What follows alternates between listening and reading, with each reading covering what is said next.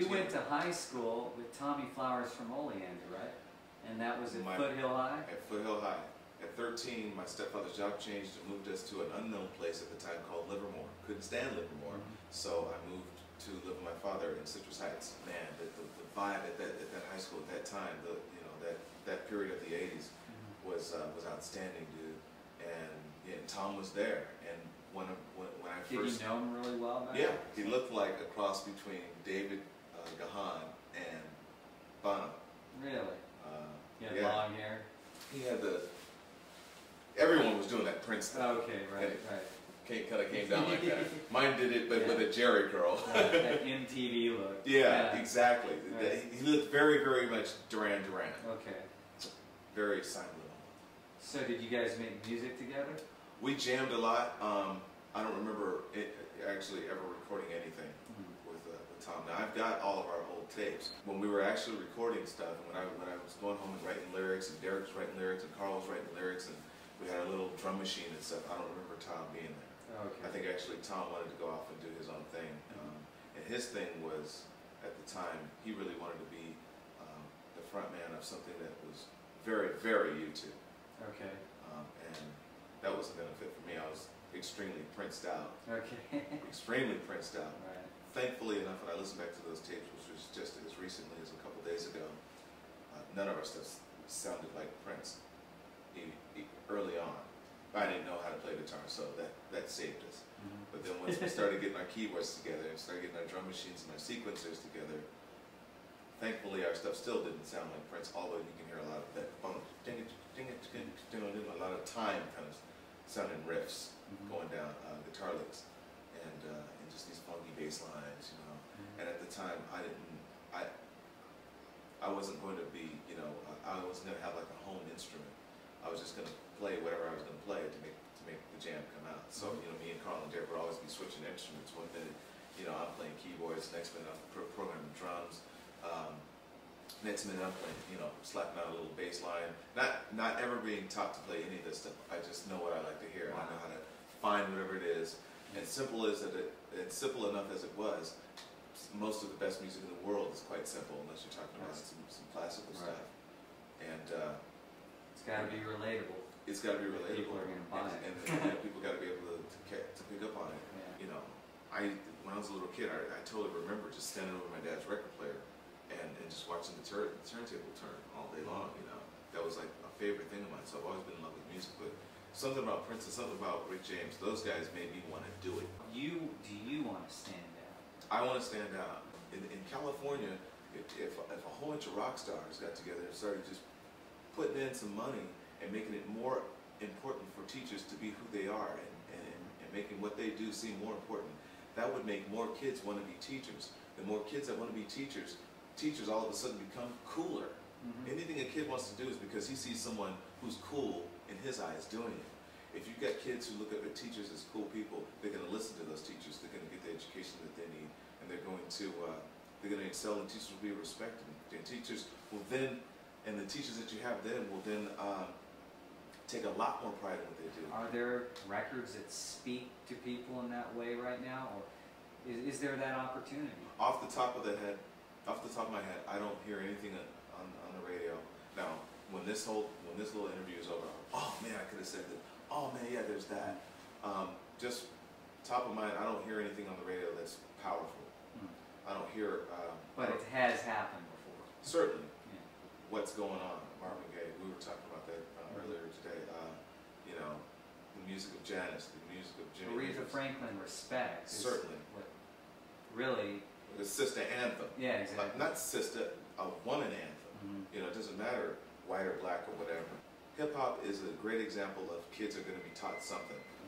Am I going to try and use my music to teach? I am not going to do it on purpose, because I'm not going to I don't want to do that on purpose. I want the music to be entertainment. If I just happen to say something deep to you, that's just what I was feeling. I'm not going to sit there and try and calculate my political agenda on people. What I'll do instead is someone with a powerful voice to endorse something that's good, something that I think is good for people to be into, like Kenny Loggins is doing Earth a Day or Greenpeace or something something environmental like that. I want teachers to be rock stars. I want teachers to be rock stars, and then I want schools to have music programs, and I want music to change in a way that makes it cool for people to do real music again. Not to say that what's happening right now is not real music, but you know, with technology and with everyone being able to be their one-man band, I still want to be in a band. How important is it to you to have a message in your music? It's not important to me. Can it just be dance music, or will you settle on just seeing people dance to your music, or do you really feel that you have to say something in your music? When I sit down and I'm writing music, recording music, playing music, writing lyrics, it's just whatever the condition of my heart is at the time, whatever's in my head at the time. If it happens to be a song that comes off being, I don't think I would ever come off as full-on political. I would come off as emotional. It would be more of a feeling. More of a feeling, more of love songs, more of a certain moment, more of, and then more of songs of personal, you know, some kind of personal communication that you're trying to go for. What is that magical element that a song has to have, or a recording has to have to be a hit? That separates it from the stack of, you know, there's tons of releases every week, you know.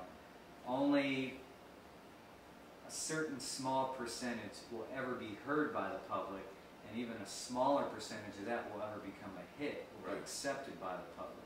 I have to what say, is that magical element? I have to say hook and melody, and how quick people can remember it. How, you know, what's its staying power? I think if you are trying to mathematically come up with a song that you hope to be a hit, you better make sure that melody's on, and you better make sure the hook is there.